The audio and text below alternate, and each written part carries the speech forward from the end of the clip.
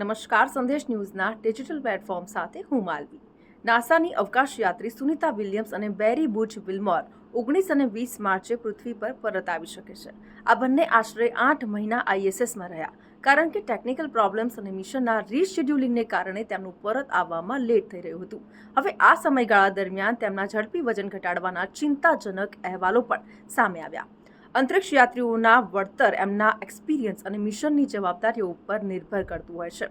હવે નાસાનું salary package કેવી રીતનું હોય છે એ પણ હું આપને જણાવી દઉં. નાસા જે વિશ્વની સૌથી મોટી અને સૌથી ફેમસ સ્પેસ એજન્સી છે, તેના અવકાશ યાત્રીઓને US સરકારના પગાર ધોરણના આધારે સેલરી પે કરવામાં આવે છે. આ પગાર ધોરણ GS13 થી GS15 સુધીની છે.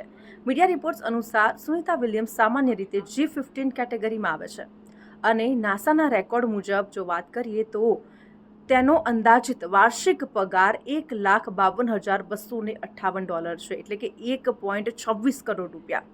અવકાશ યાત્રીઓ દ્વારા પસાર થતી હાર્ડ ટ્રેનિંગ અને તેમના મિશનની હાઈ રિસ્કની પ્રકૃતિને રિફ્લેક્ટ કરે છે. અને આ સાથે જ સુનિતા વિલિયમ્સની સેલરી $7,30,000 થી $9,50,000 સુધીની વચ્ચેની હોઈ શકે છે.